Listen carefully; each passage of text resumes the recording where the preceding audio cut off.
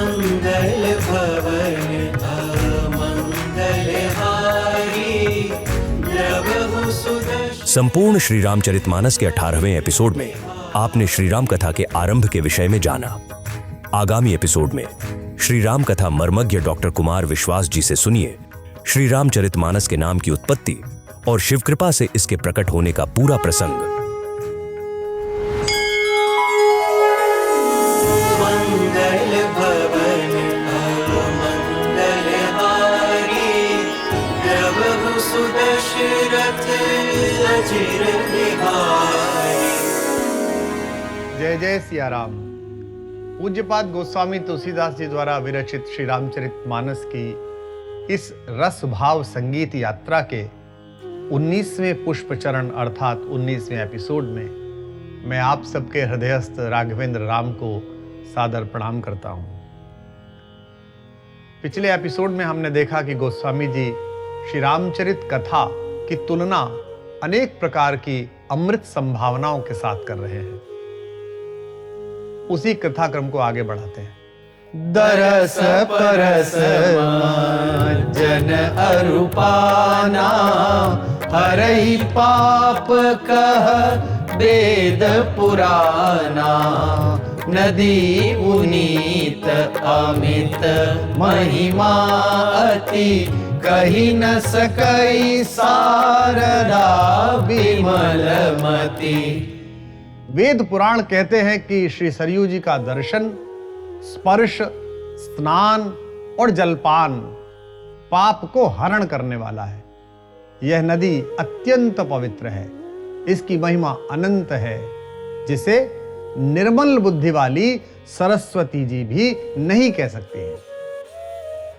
गोस्वामी जी महाराज ने दरस, परस, स्नान और पान ये 4 क्रम कहे। किसी नदी के तट पर आप जाइए, श्री सरयू जी तो अत्यंत पवित्र हैं। सामान्य रूप से भी किसी जल प्रवाह का जब आप उसके पास जाते हैं तो पहले दूर से दर्शन होते हैं, आपके मन में हर्ष प्रकट होता है, नदी दिखी। फिर आप उस नदी के तट तक पहुंचते हैं, निकट पहुंचते हैं और हर्षित होते हैं। फिर आप सामान्य मनोवृत्तियां हैं, जल का स्पर्श करते हैं। जो पवित्र नदियां हैं हमारी सप्त, जिन्हें प्रातःकालीन हम अपने स्नान के लिए जले अस्मिन सन्निधिम कुरु कहते हैं कि इस हमारे पात्र में इन सब का जल है भगवान प्रवेश कराओ, तो उन सब नदियों को, श्री सरयू जी को, इस सब को सबसे पहले भक्त प्रणाम करता है, कोई भी सज्जन व्यक्ति। फिर कुछ जल लेकर शीश पर धारण करता है, फिर जल में प्रवेश करके स्नान करता है और स्नान करने के बाद उस जल का पान करता है। यह परंपरा है। कहीं न सकई शारदा विमलमति। सरस्वती भी जिनके जिह्वा पर आ जाने मात्र से मनुष्य कुछ भी कहने के लिए सामर्थ्यवान हो जाता है, जो किसी की भी जिह्वा से कहलवाती हैं। मैं भी श्री रामचरितमानस के इस प्रसंग में प्रवेश करके इस दूर संचार माध्यम से जो आपसे संवाद कर रहा हूं, यह शारदा जी की कृपा है, माता सरस्वती की कृपा है।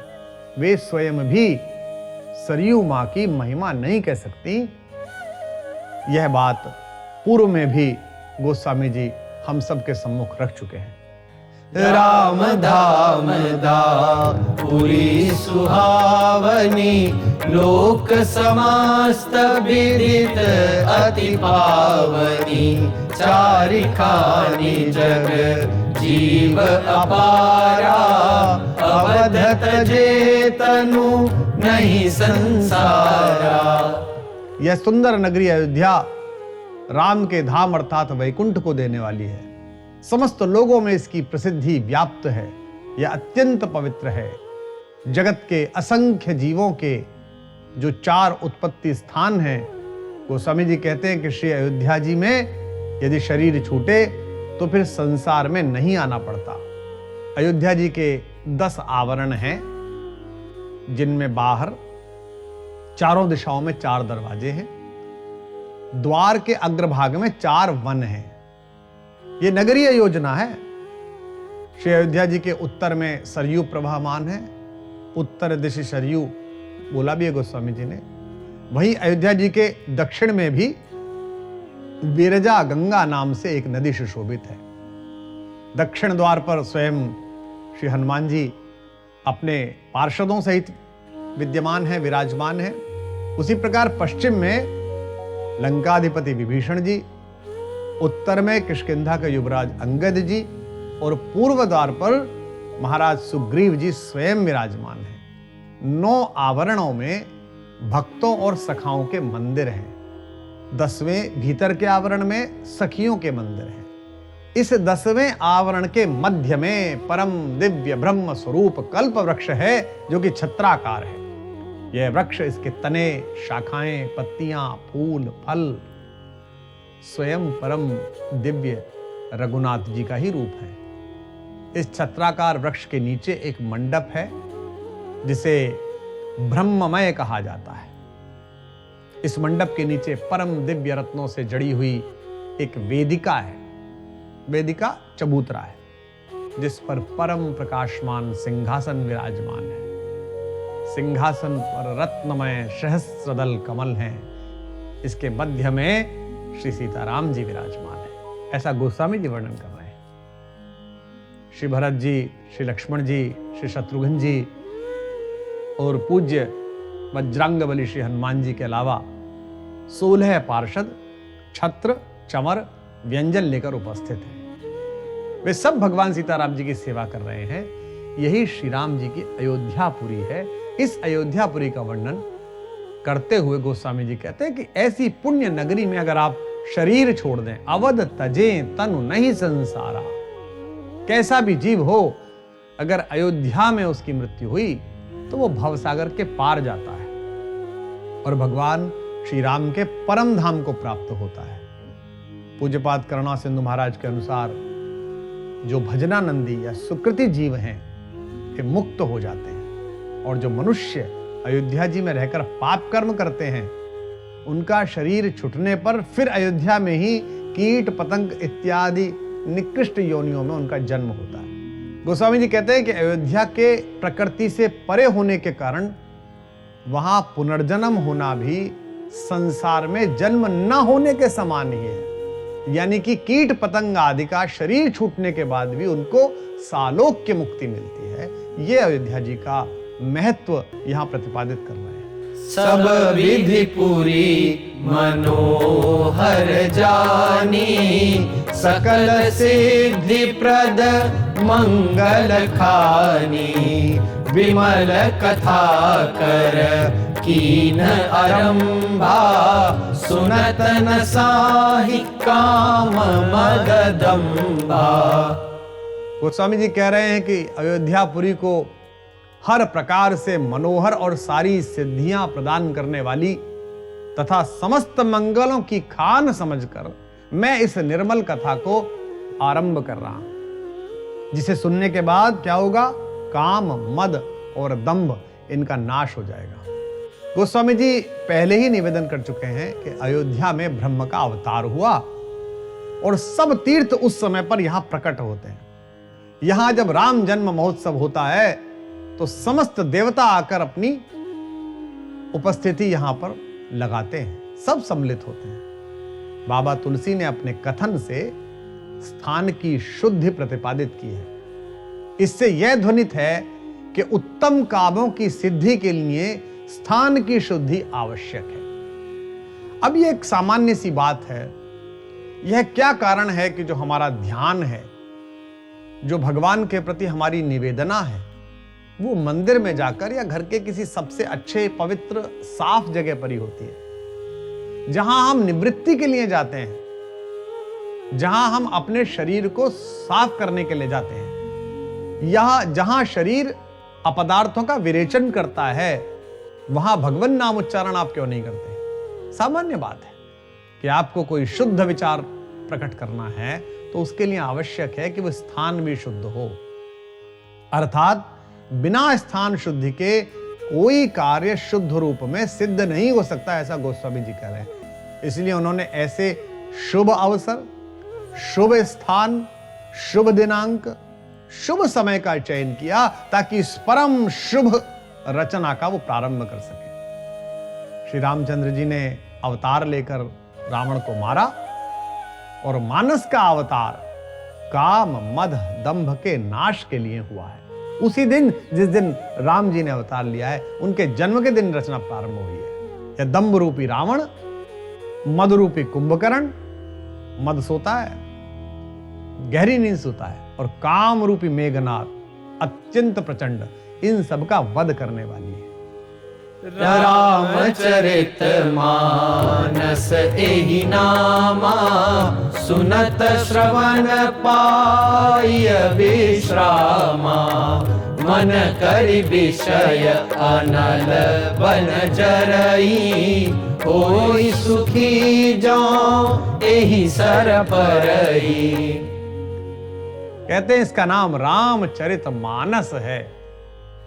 इसको कानों से सुनते ही शांति मिलती है।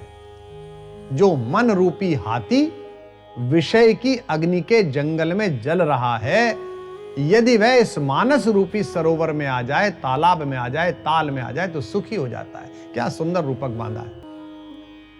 श्री रामचंद्र जी का नामकरण संस्कार कुलगुरु वशिष्ठ जी के द्वारा हुआ, और मानस का नामकरण भगवान श्री शंकर जी ने किया, जो विश्व गुरु हैं, जिसको सुनते ही कानों को सुख मिलता है, या कानों से सुनते ही मन को विश्राम मिलता है। विश्राम अर्थात यहां रुक गए।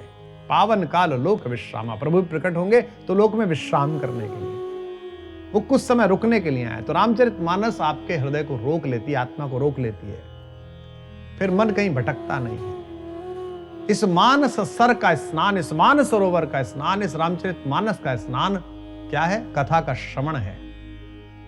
आप किसी सरोवर में स्नान करें तो मल छूटता है जो शरीर पर लगा हुआ है, और कथा सरोवर में आप स्नान करें तो आत्मा पर लगे हुए, मन पर लगे हुए पाप छूटते हैं। सरोवर स्नान से श्रम दूर होता है, थकान मिटती है।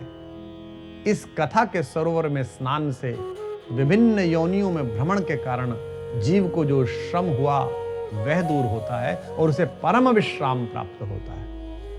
सरोवर स्नान से केवल धूप की, ग्रीष्म की तपन दूर होती है, केवल एक तपन, और इस कथा सरोवर में स्नान से तीनों प्रकार के ताप मिट जाते हैं, दैहिक, दैविक, भौतिक। श्री रामचरित मानस में गोस्वामी जी महाराज ने अपना गरुड़ जी का और पार्वती जी का विश्राम पाना कहा है।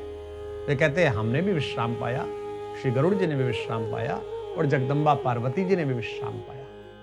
जब आगे प्रवेश करेंगे तो उत्तरकांड में गोस्वामी जी महाराज स्वयं हमको सूचित करेंगे कि पायो परम विश्राम राम समान प्रभु नाही कहूं। मैंने ऐसा विश्राम पाया है जो मैं किससे कह नहीं सकता। काकभूषणी जी महाराज जी के शब्दों में भी यह प्रकट होगा, सुनेऊ पुनीत राम गुण ग्रामा, तुम्हारी कृपा लहू विश्रामा। आपकी कृपा हुई, ये सुन लिया, अब परम विश्राम है। यह जो विश्रांति है, जो विश्राम है, ये क्या है? पूर्ण काम हो जाने की अवस्था विश्राम है। आप किसी बड़े संकल्प को धारण करें, आप उस पर अद्भुत श्रम करें, और वह संकल्प ईश्वर की कृपा, आपकी प्रतिभा, श्रम तीनों के संयोग से ठीक प्रकार से हो जाए, तो आप कुछ पल के लिए विश्राम लेते हैं। अंग्रेजी में इसके लिए शब्द है वैकेशन। वैकेशन क्या है? वो वैकेट शब्द से बना है, खाली कर देना। यानी कि जब मन अन्य संकल्पों से खाली हो जाए, अब काम पूरा हो गया, कुछ नहीं है मेरे पास, तो वो वैकेशन है। तो यह जो वैकेशन है वो तो कुछ समय के लिए है, लेकिन रामचरितमानस, राम कथा जो है, वो आपके आत्मा का वैकेशन है, आपके मन का वैकेशन है कि अब पूर्ण काम है, किसी प्रकार का काम, लोभ, मोह, क्रोध यहां नहीं पहुंच रहा। इसी प्रकार संपूर्ण कथा सुनने के बाद स्वयं माता पार्वती ने देवादिदेव शंकर जी से कहा था, जैसा गोस्वामी जी कह रहे हैं, हरि चरित्र मानस तुम गाया, सुनी में नाथ अमित सुख पाया। आपने भगवान के चरित्र मानस का जो गायन किया, हे नाथ, इसे सुनकर मैं कैसी हुई? अमित सुख मैंने पाया है। यहां शब्द ध्यान देने योग्य है, अमित। और सुख किसको मिल रहा है? सुख मिल रहा है उन्हें जिनके कारण ही जगत में सुख की संभावना है, जिनकी कृपा से ही सुख प्राप्त होगा। इसी तरह से जो भी लोग सुनेंगे उनको विश्राम मिलेगा। तीनों तापों से संयुक्त जो अनेक प्रकार की चिंताएं हैं वही दावानल है। यहां गोस्वामी जी ने संसार को वन तथा विषय को अग्नि कहा और अग्नि लगाने वाले को कामादि किरात, काम आदि शिकारी। जैसे अग्नि लगा देने से उसमें रहने वाले हाथी जलकर मर जाते हैं, बाकी पशु तो भाग जाते हैं, पर हाथी बहुत भारी विशाल काया का होता है, वो जलते हुए जंगल में बहुधा बाहर नहीं निकल पाता। वैसे ही मन इतनी भारी विशाल वासनाओं से भरा हुआ है, स्थूल काय इंद्रियों की चेतना से प्रेरित विषय में डूबा हुआ है कि वो वहीं इसी जलते हुए दावानल में मर रहा है। अब मानसरोवर तो हिमालय पर स्थित है और हिमजल के प्रभाव से अग्नि से जले हुए का ताप तो नष्ट हो ही जाता है। इसलिए विषय रूपी अग्नि में जलते हुए मन को रामचरितमानस रूपी मानसरोवर में स्नान करने के लिए गोस्वामी जी कह रहे हैं। कितना सुंदर रूपक बांधा है। रामचरित मानस मुनि भावन, विरचेउ शंभु सुहावन पावन, त्रिविध दोष दुख दारिद्र दावन, कलि कुचाल कुली कलुषन सावन। गोस्वामी जी की यह विनम्रता अद्भुत है। वो कहते हैं ये सब जो रचना है, सब कुछ है, ये मेरा कुछ है ही नहीं। रचि महेश निज मानस राखा, उन्होंने लिख ली थी, मैंने कह दी है।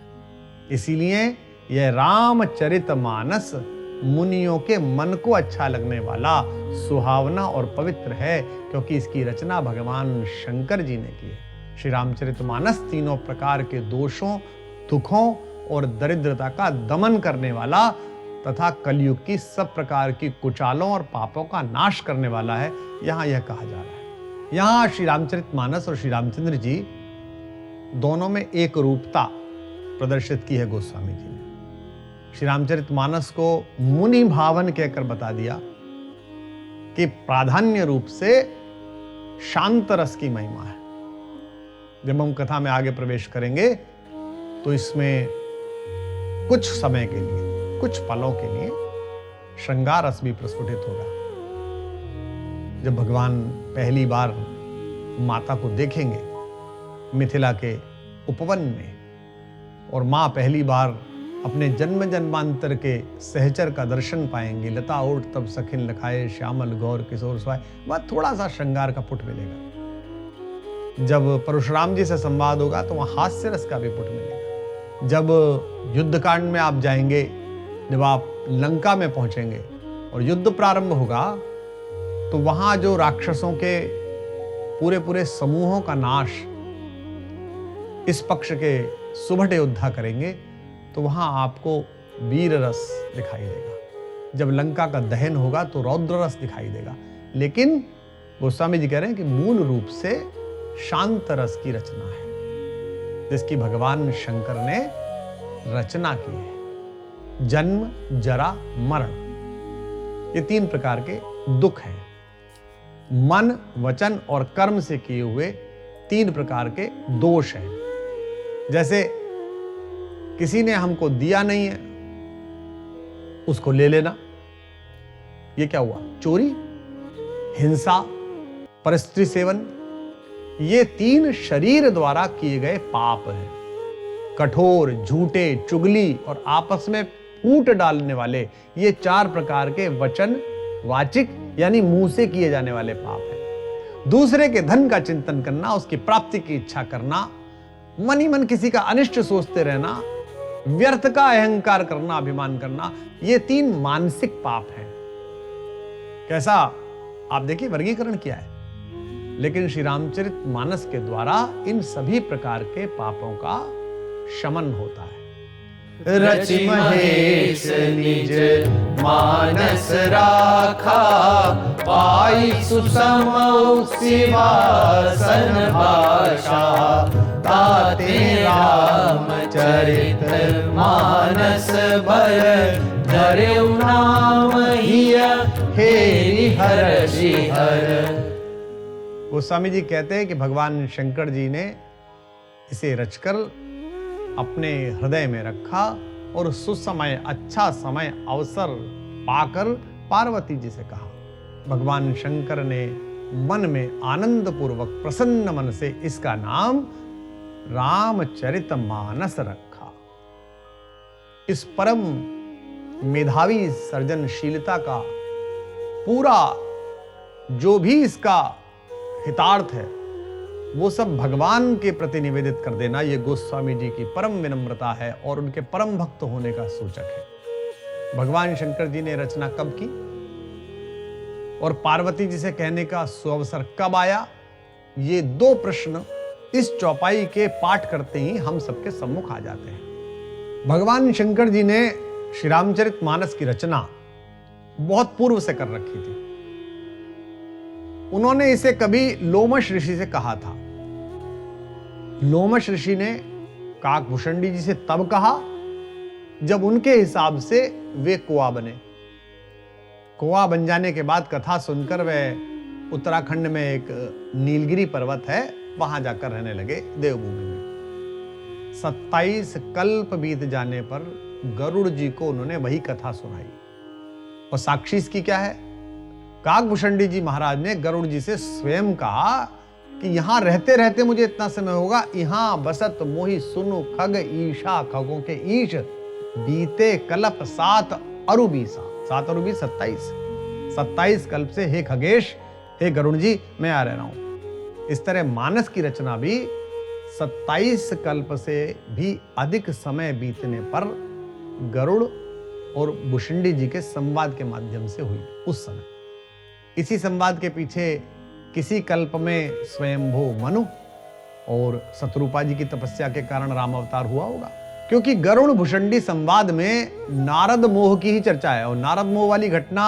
मानस की रचना से भी बहुत पूर्व की है, क्योंकि भुषुंडी जी इसी कथा की चर्चा मानस की कथा सुनाते समय कर रहे हैं। श्री रामचरितमानस में वर्णित श्री मनु जी महाराज के प्रसंग में यह लिखा गया है कि जो भुसुंडी मन मानस हंसा, ये पंक्ति ही सूचित कर रही है कि मनु शत्रुपा जी की तपस्या भुसुंडी जी के बाद की घटना है। राजा प्रताप भानु वाली कथा भी उन्हीं स्वयंभू मनु की तपस्या करने वाले कल्प की है।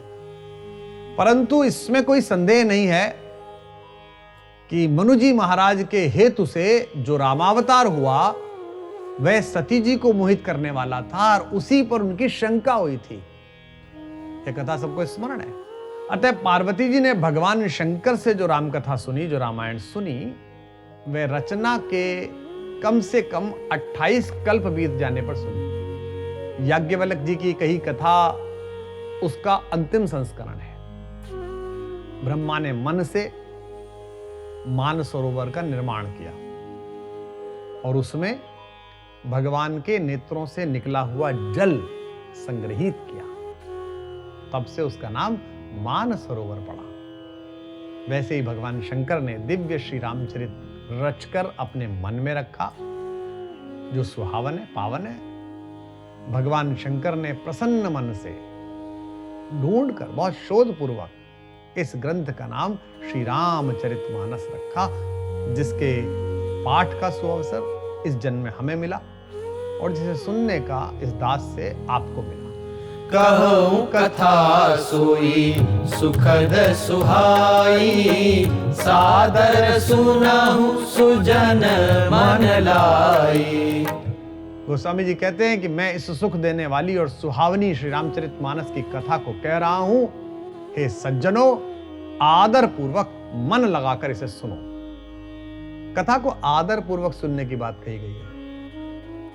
गौरी सम्मोहन तंत्र में भगवान शंकर जी ने कहा कि हे वरानने, जो मान अपमान, धन, घर, स्त्री, पुत्र, यह जगत की समस्त चिंताओं को त्याग कर दत्त चित्त होकर शुद्ध बुद्धि से तर्क वितर्क के परे खड़े होकर श्रद्धा और भक्ति के साथ श्री रामचरित सुनते हैं, वही यथार्थ रीति से इसका उत्तम फल प्राप्त करते हैं।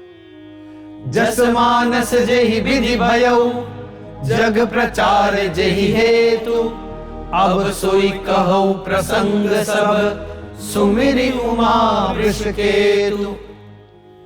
गोस्वामी जी कहते हैं कि मानस का जैसा स्वरूप है, जिस तरह मानस बना और जिस कारण से संसार में इसका प्रचार हुआ, प्रसार हुआ, वही सब प्रसंग अब श्री पार्वती जी और देवादिदेव महादेव जी का स्मरण करके मैं कहता हूं। भगवान शंकर की कृपा द्वारा उनके श्रीमुख से राम यश रूपी जल प्रकट हुआ, जैसे बहुरी कृपा करी उमा ही सुनावा। अत्यंत कृपा करके उन्होंने उमा को, माता को सुनाया। यही पार्वती जी ने श्रवण पुटों द्वारा अर्थात कानों द्वारा राम यश का पान किया और उमा महेश्वर जी की कृपा से राम यश रूपी जल तुलसी के मानस में स्थित हुआ। प्रक्रिया देखिए, गोस्वामी जी की विमल बुद्धि द्वारा काव्य रूप में श्री रामचरितमानस के रूप में वही यश रस प्रकट हुआ और कीर्ति सरयू संत समाज रूपी अनुपम अयोध्या के लिए आई। उमा शंभु संवाद एकांत में कहां पर हुआ? कैलाश पर्वत पर। किसमें हुआ? देववाणी में। काकभूषणी जी और गरुड़ का संवाद कहां हुआ? नीलगिरी पर्वत पर। किसमें हुआ? पक्षियों की भाषा में। क्यों? खग जाने, खग ही की भाषा, पक्षी पक्षी की भाषा जानता है, आपस में बात कर ली। महर्षि याज्ञवल्क्य जी द्वारा भरद्वाज ऋषि के साथ संवाद हुआ। कहां हुआ? दिव्य तीर्थराज प्रयाग में। लेकिन यह संवाद माघ के बीतने के बाद फागुन में हुआ। उस समय मुनि और वहां के समस्त जो महनीय गण थे वे चले गए थे, इसलिए इसका प्रचार नहीं हो पाया। लेकिन श्री रामचरितमानस, ये जो भाषा काव्य का प्रकाश है, श्री राम नवमी के शुभ अवसर पर श्री अयोध्या जी नामक शुभपुरी में संत समाजों की शुभ उपस्थिति में लोक भाषा अवधि में हुआ। इसलिए इसका प्रचार साक्षात रूप से संपूर्ण हिंदी संसार में हुआ। यहां गोस्वामी जी उमा और वृषकेतु का स्मरण कथा कथन के प्रारंभ में ही कर रहे हैं। गोस्वामी जी अपनी अभेद्य दृष्टि से शक्ति और शक्तिमान का एक साथ स्मरण कर रहे हैं। बहुधा हम शक्ति का स्मरण करते हैं, शक्तिमान का नहीं, जिससे यथार्थ वर्णन की शक्ति उन्हें प्राप्त हो सके, ऐसा इसलिए किया है।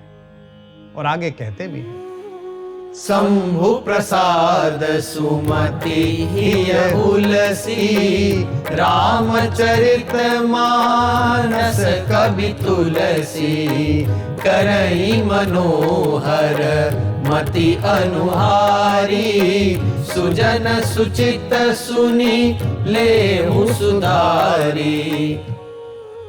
गोस्वामी जी कहते हैं कि भगवान शंकर की प्रसन्नता से मेरे हृदय में सुमति का उदय हुआ है, अच्छी बुद्धि का उदय हुआ है, जिससे मैं कवि तुलसीदास श्री रामचरितमानस का कवि बन गया हूं। मैं अपनी बुद्धि के अनुसार इसे मनहर ही बनाता हूं। सज्जनों, सुंदर चित्त से इसे सुनकर आप इसे सुधार लें।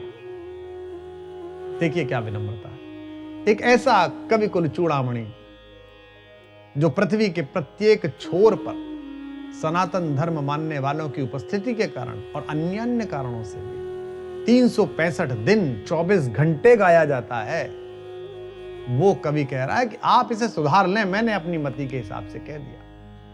बहुधा कवि अपनी कविता की परिमार्जन की अनुमति किसी को नहीं देता।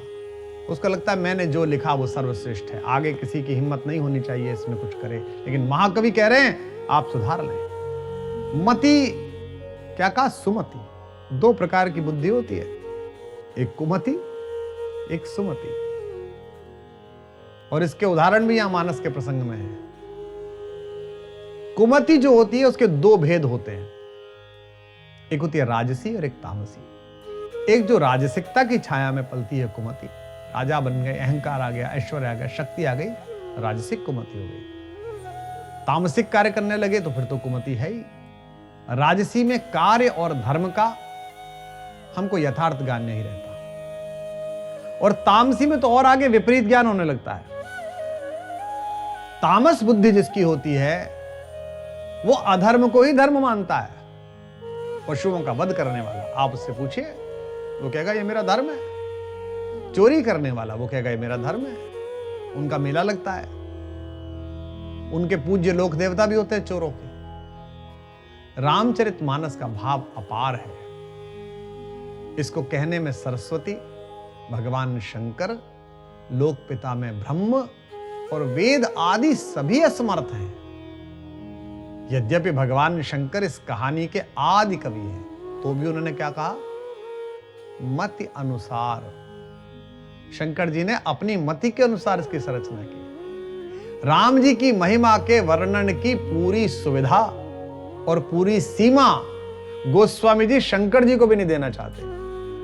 कहते उन्होंने भी अपनी मति के अनुसार कही, अब मैं अपनी मति के अनुसार कह रहा हूं। गोस्वामी जी कहते हैं कि ऐसे रामचरितमानस का कवि भगवान शंकर के प्रसाद से मुझ जैसा सामान्य व्यक्ति हो गया है। और चूंकि मेरी मति निर्मल है, प्रभु में लीन है, यह मेरी जो निर्मल मति है, यह कविता की परिणति है। शिव कृपा से मेरी मति सुंदर हो गई है, शिव जी की कृपा से। इसलिए इस सुमति के कारण कथा प्रबंध रचने से यह चरित्र भी मनोहर बन गया है। मनोहर यानी अलंकार से युक्त, या जिस रस और भाव के जो भक्त हैं, इसमें उनको वही भाव झलकेगा, दिखाई देगा। सुमति होने पर भी मति अनुसार ही बनाना कह रहे हैं, क्योंकि मनुष्य कितना भी बुद्धिमान क्यों ना हो, चूक जाना उसका स्वभाव है। आप कितने भी पूर्ण हो, चूकेंगे तो आप। अचूक तो एक ही है, परमेश्वर। शब्द और अर्थ को कविता का या मां सरस्वती का शरीर माना गया है। परंपरा को अवयव संस्थान माना गया है, और माधुर्य आदि जो भी गुण होते हैं उन्हें गुण माना गया है। उपमा, रूपक, अन्योक्ति, अनुप्रास, इन सबको इस शरीर का अलंकार कहा गया है। और रस जो निकलता है वह इस शरीर की आत्मा है। गोस्वामी जी महाराज का मत है। तो ये सब तो हो गया, इस काव्य सरस्वती को सब कुछ पहना दिया, लेकिन इसे वस्त्र भी तो चाहिए। वस्त्र के बिना तो सारी सुंदरता, सब अलंकार, सब जीवन में मिट्टी के समान लगेगा। प्रतिमा तैयार हो रही, और वस्त्र कैसा होगा? भगवत नाम का वस्त्र पहना है। इस भगवत नाम के वस्त्र के बिना माता सरस्वती दर्शनीय नहीं होती। पूर्व में भी जब हम अन्य पुष्प चरणों में प्रवेश कर रहे थे, तब गोस्वामी जी कह रहे थे कि अगर कोई भगवान के लिए कविता करता है तो माता सरस्वती विधि भवन विहाय, विधाता के भवन को छोड़कर, अपने पूज्य पिता ब्रह्मा जी के घर को छोड़कर कैसी आती हैं? धावत आए, दौड़ती हुई आती हैं पृथ्वी पर। और कई बार वहां कर देखती हैं कि कोई कवि अपनी कविता का प्रयोग किसी संसारी मनुष्य की प्रशंसा में लगाया हुआ है, चापलूसी में लगा हुआ है, तो फिर क्या करती है? सिर धुनती है। कहती है मैं किसके मूर्ख के कहने पे आ गई, मैं तो आई थी ये सोच के कि कुछ भगवान का नाम सुनने को मिलेगा, ये तो कहां कर रहा है। तो गोस्वामी जी महाराज का अभिप्राय यह है कि मैं अपनी कविता का यथेष्ट श्रृंगार तो नहीं कर पा रहा, मेरे पास इतने अलंकार नहीं है। ये कौन कह रहा? महाकवि। इतना रस नहीं है। ये हम सबको सीखना चाहिए जो कविता करते हैं, कि विश्व का सबसे महान कवि भी कितना विनम्र है कि मैं नहीं लिख पा रहा हूं, लेकिन मेरी मां है सरस्वती, मैं अपनी मां को भगवान नाम का परिधान तो पहना ही देता हूं, वो तो मैंने पहना ही रखा है। अतः मेरी कविता सरस्वती दर्शनीय है, पूजनीय है। गोस्वामी जी महाराज ने पहले शंकर जी के प्रसाद का सहारा लिया, अब यहां पर सुजन जनों का आलंबन करते हैं। यहां पर दो बातों का निरूपण है। एक तो यह है कि सुजन सावधान होकर सुने। फिर सुन लिया उन्होंने, लेकिन मेरी मति तो छोटी है, मति अनुसार है ये, तो इसमें भूल भी होगी। तो सुजन सावधान होकर इस भूल चूक को जो मुझसे छूट गई है उसे सुधारे, ऐसा गोस्वामी जी का मन है। सुमति भूमि थल हृदय अगाधु, वेद पुराण उदधि घन साधु, बरसहि राम सुजस बरबारी, मधुर मनोहर मंगलकारी। यहां सुमति भूमि है, अगाध हृदय ही गहरा जल है, वेद और पुराण समुद्र हैं और साधु लोग मेघों के समान हैं। साधु रूपी बादल श्री राम सुयश रूपी उत्तम, मीठे, मनोहर और जगमंगलकारी जल की वर्षा करते हैं। जिस प्रकार पृथ्वी चराचर की उत्पत्ति का स्थान है, उसी भांति सुमति अच्छी मति, अच्छी बुद्धि, गुण गण का उत्पत्ति स्थान है। अगर आपकी सुमति नहीं है तो गुण प्रकट नहीं होंगे। इसलिए सुमति में भूमि देखी गई है। सुमति भूमि, राम यश की इच्छा करने वाली जो मेरी मति है, वही मानस की भूमि है। उसको धारण करने वाले जो सज्जनों के हृदय हैं, वे क्या हैं? वे अगाध तालाब हैं, सीमाहीन है। वेद 4 हैं, पुराण 18 हैं, उतने ही उपपुराण हैं। इन सब की उपमा तो समुद्र से दी गई है। छोटे समुद्र और ये खाड़ियां तो दर्जनों हैं, 50 हैं। समुद्र को पानी कहां से मिलता है? नदी, नद, झील, तालाब, झरने, इन सब से मिलता है। पानी की एक भी बूंद नष्ट नहीं होती। गोस्वामी जी कह रहे हैं 500 वर्ष पूर्व, और विज्ञान कह रहा है 100 वर्ष पूर्व, कि जो द्रव्य है उसे न पैदा किया जा सकता है, न नष्ट किया जा सकता है, उसे रूपांतरित किया जा सकता है। यही ऊर्जा के साथ भी है। ये पंच तत्व भी ऊर्जा ही है।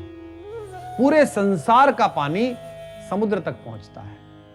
यह अद्भुत व्यापार चल रहा है प्रकृति का। पानी उतना ही मिला है इस भूमंडल को। आप ये ना सोचें कि पानी और बन गया है, कोई एक बूंद नहीं बना सकता, और सदा पानी उतना ही है। पूरे संसार का काम उसी से चल रहा है। फिर भी उसमें से ना एक बूंद अधिक हो सकता है, ना कम। इस धरती के भीतर बाहर मीठा, खारा, निर्मल, गंदा जितना भी जल है, वो सब अंततः समुद्र का प्राप्य है। इसी प्रकार जो कुछ ज्ञान इस संसार में है, उसका समुद्र रूप है वेद पुराण। वेदों और पुराणों से ही यह ज्ञान निकलकर समस्त संसार में वितरित किया गया है। किसी रूप में हो, किसी देश का हो, किसी प्रकार का ज्ञान हो, सबका मूल वेद पुराण है। वेद पुराण के ज्ञान से समुद्र की भांति ना एक बिंदु घट सकता है, ना बढ़ सकता है। चाहे रासायनिक हो, चाहे वैद्युत हो, चाहे वैशेषिक हो, चाहे ज्योतिष हो, चाहे धर्म हो, लोक का हो, परलोक का हो, समस्त ज्ञान का मूल ये वेद पुराण ही है। अब जैसे समुद्र से जल लेकर संसार भर में जल वितरण करने का काम बादलों का है, परमार्थ का काम है, लोक के हित का काम है, इसी प्रकार वेद पुराण के ज्ञान को जहां तहां सारे संसार में फैलाने वाले साधुगण हैं। कितनी सुंदर उपमा है। पर काज ही देह को धारे फिरो, दूसरे के कारण ही इस देह को धारे फिरते हैं। साधु को देह का सुख नहीं है, देह का आनंद नहीं है। वो अपनी देह का पिंडदान नदी के किनारे खड़ा होकर कर चुका है संत। वो जगत के कल्याण के लिए इस ज्ञान को वहन करके, और ज्ञान भी कैसा है? खारा है। खारा अर्थात जगत के सामान्य जनों के पीने योग्य नहीं है। वो इतना गूढ़ है, इतना कठिन है, इतना जटिल है, अध्यात्म से इतना गहरा है कि उसे मैं और आप नहीं समझ सकते। तो बादल क्या करता है? सुदूर सागर में जहां मैं और आप नहीं पहुंच सकते, वहां के जल को उठाता है, अपनी देह का निर्माण करता है। जब ऋतु आती है तो उसी बादल में आप गणपति देखते हैं, उसी बादल में आप बच्चा देखते हैं, उसी बादल में आप खिलौना देखते हैं, उसी बादल में आप गार देखते हैं। यानी कि बहुत सारी दुनिया उस बादल के अंदर है। लेकिन उन सबको तिरोहित कर जगत के कल्याण के लिए जो धरती जलती हुई दिखाई दे, जलती अर्थात आतुर दिखाई दे, प्यासी दिखाई दे, पागल दिखाई दे, दीवानी दिखाई दे, उत्सुक दिखाई दे, उस धरती के आकर्षण को, उसके निमंत्रण को, उसके प्रस्ताव को स्वीकार करता हुआ बादल अपने अस्तित्व को नष्ट करके ज्ञान को बरसा देता है, जल को बरसा देता है। साधु भी यही करता है।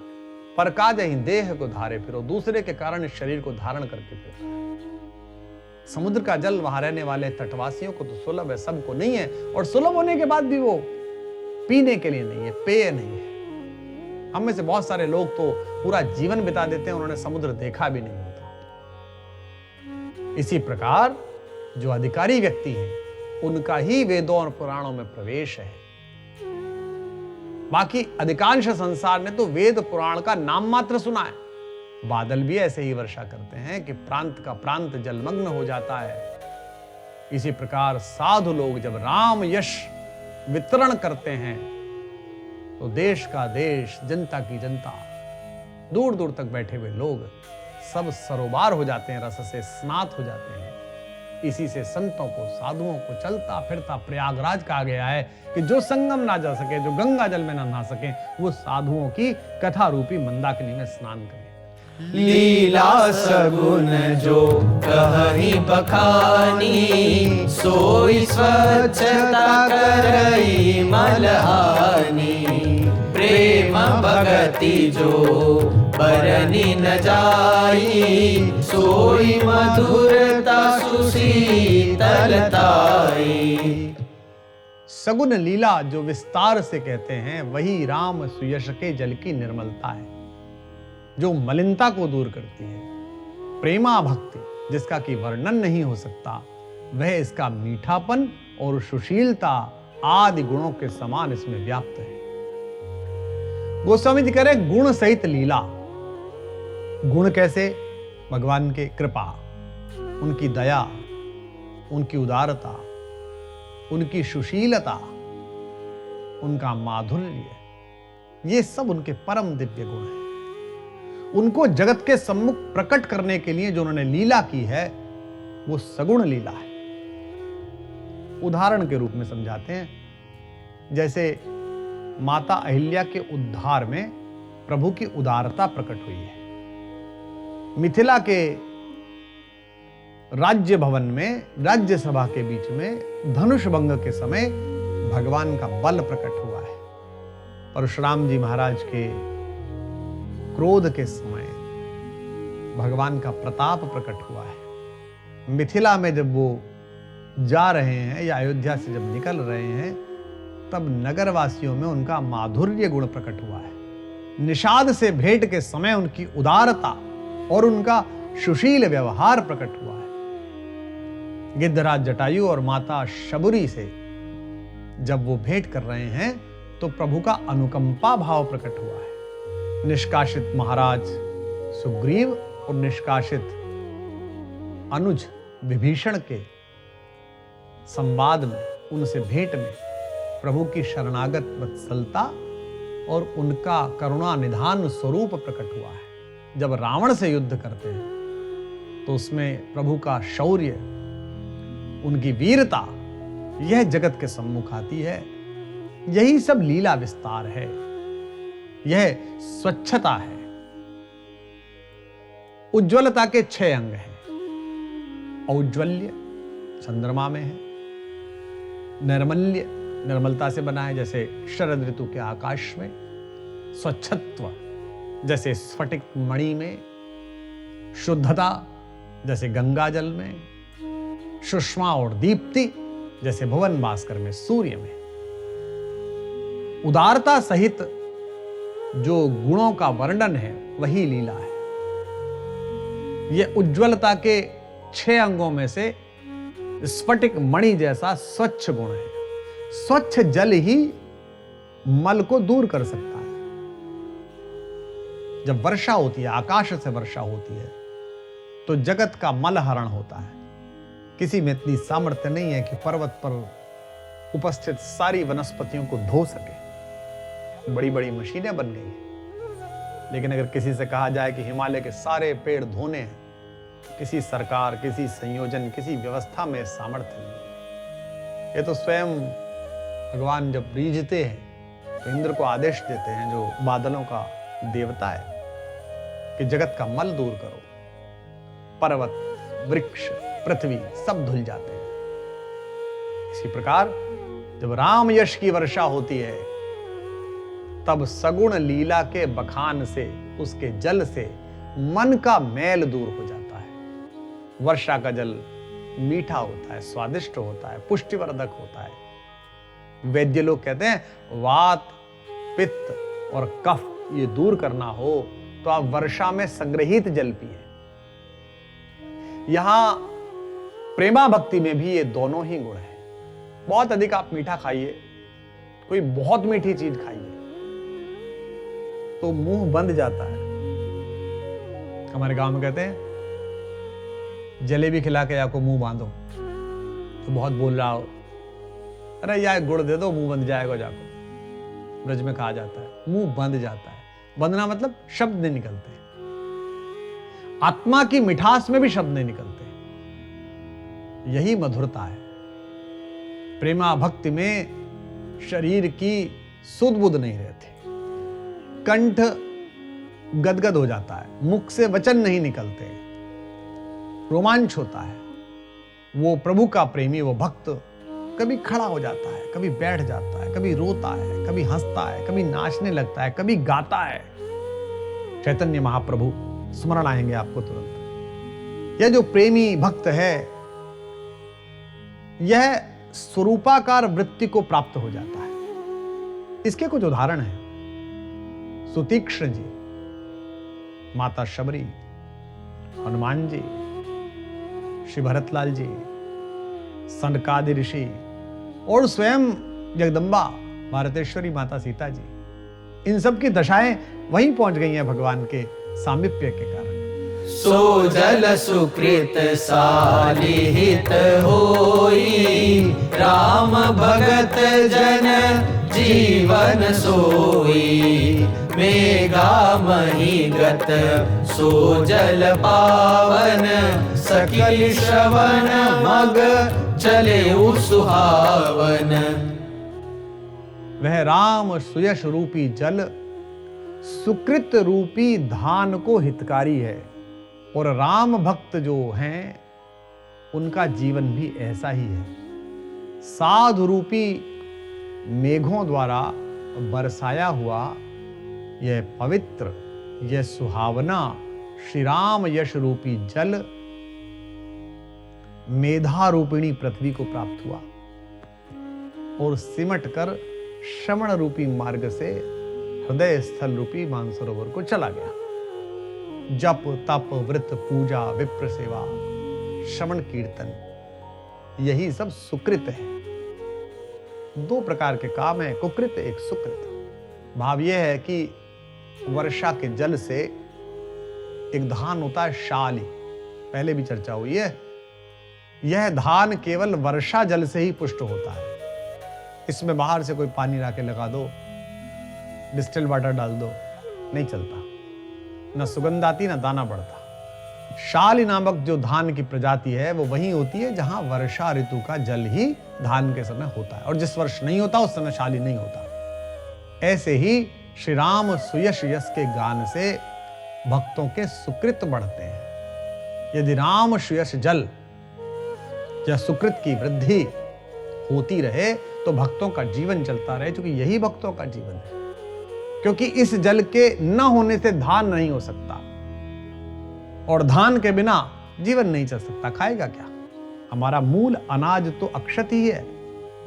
अक्षत का मतलब यही है जो नष्ट ना हो सके। प्रकृति के प्रारंभ से अक्षत है। इसीलिए माथे पर जब तिलक किया जाता है वैष्णव रीति से, तो उसमें अक्षत रखे जाते हैं। नववधू जब घर में प्रवेश करती है तो अक्षत के पात्र में अपना पैर मारकर उस घर में अक्षत, यानी कि सदैव इसमें भोजन की संभावना रहे, अपने अन्नपूर्णा स्वभाव का प्रकटीकरण करती। और वही बिटिया, वही पुत्री जब पिता का घर छोड़कर जाती है तो एक सूप में अक्षत लेकर पीछे की तरफ फेंक कर जाती है कि मेरे जाने आने से इस घर की अक्षत परंपरा नहीं टूटेगी, इस घर में धान सदैव रहेगा। तो धान जीवन का प्रतीक है। इसी प्रकार बिना राम सुयश के सुकृत नहीं बढ़ेंगे, क्योंकि सकल सुकृत फल राम स्नेहु, राम के स्नेह के बिना नहीं बढ़ेंगे। इनकी वृद्धि के बिना श्री राम जी में आपका प्रेम नहीं होगा। भूमिगत होने पर भी जल को पवित्र कहते हैं। यद्यपि वह प्रांत भूमि की मिट्टी आदि से गंदला हो जाता है, जहां जाता है आप देखते होंगे जब बोरिंग होती है, अब तो बहुत जल्दी होने लगी। मेरे समय में जब मैं किशोर था तो काफी समय लगता था। हम बच्चों को काम पर लगाया जाता था कि हम उस हैंडपंप को चलाते रहते थे 2-3 दिन। पहले उसमें बहुत गंदा जल आता था, फिर थोड़ा कम गंदा जल आता था, फिर स्वच्छ जल 2-3 दिन बाद आना शुरू हो जाता, पेय जल जिसे। लेकिन उसके बाद भी उस जल की महत्ता समाप्त नहीं होती थी। किसी ने यह नहीं कहा कि गंदा जल आ रहा है बंद कर दो, नहीं लेना। कारण यह है कि यह दोष आगंतुक है। शब्द देखिए आप, चला जाएगा, आया है चला जाएगा। लेकिन जल का जो मूल स्वभाव है वो मधुरता है, शीतलता है, आपको तृप्ति देने वाला है। वह जहां स्थित होगा वहीं पर स्वच्छ और शीतल हो जाएगा। उसी गंदले जल को तालाब में से निकाल कर आप रख दीजिए, उसकी गंदगी नीचे बैठती चली जाएगी और स्वच्छता ऊपर आती चली जाएगी। जैसे वर्षा का जल पृथ्वी के मलिन दोष से मलिन हो जाता है, गंदा हो जाता है, वैसे ही मेधा महिगत, मेधा रूपी बुद्धि में गया हुआ श्री राम सुयश भी श्रोता की मेधा के दोष से लिप्त हो जाता है। ये कथा तो पवित्र है, मेरी बुद्धि पवित्र है, यहां आकर पड़ी तो थोड़ी तो गंदली होगी। यह जो शकीली शब्द यहां लगाया गया है, इसका उद्देश्य बहुत विस्तार पा रहा है, क्योंकि श्रवण प्रणाली तो संकीर्ण है और श्री राम यश जल का सिमट कर आना, सिमटी कानों में आएगा, सिमट के आएगा। बरस तो ऐसे रहा है, भूमि पर बरसा हुआ जल जब सिमट कर चलता है तो एक संकीर्ण रास्ता बनाता है। आपने देखा होगा गांव में भी, उसी मार्ग से होकर वो जल बहता है और कहां चला जाता है? तालाब में चला जाता है। सिमटी सिमटी जल भर ही तालाबा, कितना सुंदर बना है। भरे उसुमानस सुथल थिराना, सुखद शीत रुचि चारु चिराना। लेकिन यही जल जब राम श्रेयस रूपी जल सुंदर मानस का सुंदर थल भर देगा तो स्थिर हो जाएगा, तथा सुरुचि रूपी शरद ऋतु पाकर पुराना होकर भी सुखदायी बना रहेगा। वर्षा जल है, सुंदर मानस सर में भरा, और श्री राम यश रूपी जल कवि के सुंदर मन में भरा। मानस के भरने पर चूंकि वो मानस में भरा गया, उसका नाम सुमानस पड़ा। पहले केवल मानस था, अब सु। इसी प्रकार जल भर जाने पर थल का नाम भी सुथल पड़ा। गोस्वामी जी कह रहे हैं कि मन 2 प्रकार का है, एक शुद्ध है, एक अशुद्ध है। काम संकल्प वाला मोहग्रसित मन अशुद्ध है, काम का निषेध करने वाला मोह रहित मन शुद्ध है, कामना रहित मन सुमानस है। इसी को अगाध हृदय कहा है। काम से भरा नहीं है, गहराई है। जल आप किस में लेंगे? उस पात्र में जो रिक्त हो, जिसमें पहले से कोई वासना ना हो। अब ये मन राम के श्रेयस जल से भर गया है, उसमें किसी दूसरी वस्तु या कामना के लिए स्थान शेष नहीं है। सुठी सुंदर संवाद बर बिरचे बुद्धि विचारी, ते पावन सुभग सर घाट मनोहर चारी। अत्यंत श्रेष्ठ और सुंदर संवाद जो बुद्धि ने विचार कर रचे हैं, वे ही इस पवित्र सुंदर तालाब के 4 मनोहर घाट हैं। कौन कौन से? भरद्वाज याज्ञवल्क सत्संग, महामुनि भरद्वाज का रामचरित्र मूढ़ बनकर पूछना। यह बात याज्ञवल्क मुनि को बहुत अच्छी लगी। विज्ञानी है लेकिन ऐसे पूछ रहे हैं, इसलिए गोस्वामी जी महाराज ने उस संवाद को सुंदर और श्रेष्ठ कहा। पार्वती जी का प्रश्न किस लिए? राम तत्व की प्राप्ति के लिए। छलविहीन होने से शिव जी को अत्यंत रुचिकर लगा। कीन्हु प्रश्न जगत हित लागी। तुमने ये प्रश्न जगत के हित के लिए पूछा है पार्वती। वैसे तो तुम्हें पता ही है, क्योंकि तुम तो स्वयं भी रघुवीर के चरणों की अनुरागिनी हो। तुम रघुवीर चरण अनुरागी। अच्छा लगा शंकर जी। इसी प्रकार गरुड़ जी का मोह, जो भगवान शंकर के कहने पर भी नहीं छूटा था, वह भुसुंडी आश्रम के पास पहुंचते ही छूट गया। और इस बात से भुसुंडी जी को भी परम उत्साह प्राप्त हुआ कि इनको सुनाया जा सकता है। इसलिए दोनों संवाद कैसे हुए? श्रेष्ठ हुए। अब गोस्वामी जी कहते हैं, मेरा संवाद तो दीनता से परिपूर्ण है, जिसे सज्जन सुख मानकर सुनते हैं। इसलिए यह भी सुंदर वर है, श्रेष्ठ है। चारों घाट विचार द्वारा, अनुभव द्वारा सृजित किए गए हैं। इसलिए राम कथा के चारों घाट श्रेष्ठ हैं, सुंदर हैं। भगवान श्री राम जी और श्री हनुमान जी महाराज की प्रेरणा से इनका निर्माण हुआ है, इसलिए भी ये सुंदर हैं। इन चारों संवादों में 4 अलग अलग कल्पों की कथाएं हैं। श्री रामावतार चूंकि एक कल्प में एक ही बार होता है, मानस में 4 कल्पों की कथाएं हैं। भुसुंडी जी ने नारद शाप वाले अवतार की कथा कही है। भगवान शंकर ने मनु शतरूपा के वरदान वाले कल्प की कथा विस्तार से कह दी है। याज्ञवल्क्य जी ने जलंधर वाले कल्प की कथा कही है। और गोस्वामी जी ने जय विजय रावण कुंभकर्ण वाले कल्प की कथा निरूपित की है। चारों कल्पों की कथाएं एक सी हैं, इसलिए एक साथ कही गई है। श्री राम की कथा यहां 4 खानों के रूप में बताई गई है। जिनके ऊपर गुरु की कृपा होती है, वे ही ये बता सकते हैं कि यह कथा किस खान की है। भगवान शंकर की कथा गरल कंठ से निकली है, इसलिए वो सर्प मणि के समान है। हाँ, विष है, लेकिन निकल क्या रहा है? प्रकाशमान मणि, राम नाम मणिदीप। राम नाम का मणिदीप यहां रखा हुआ है। वैसे भी भगवान ने रा बोला, कालकूट विष अंदर लिया, मां बोला, बंद कर दिया। इन 2 अक्षरों के बीच में होने के कारण कालकूट विष उनका कुछ नहीं कर पाया। याज्ञवल्क्य जी की कथा माणिक्य के समान है। काकभूषणी जी की कथा गजमुक्ता के समान है। इस परम मनोहर संजीवनी कथा को जिन महान वक्ताओं ने पृथ्वी को सौंपा और जिन महान श्रोताओं ने इसे ग्रहण किया, उनके चरण कमलों की रज को सादर प्रणाम करते हुए आज के एपिसोड के विराम पर मैं आपके हृदय में बैठे हुए राघवेंद्र राम को प्रणाम करता हूं। जय जय सिया राम।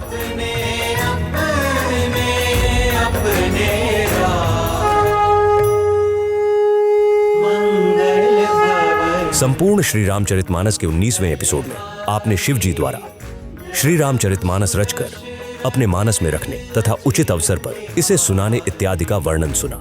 आगामी एपिसोड में श्री राम कथा मर्मज्ञ डॉक्टर कुमार विश्वास जी बताएंगे कि श्री राम कथा किन के लिए सुलभ है और किन्हें इस कथा तक पहुंचना कठिन लग सकता है। आइए चलते हैं श्री रामचरितमानस की भावरस संगीत यात्रा पर।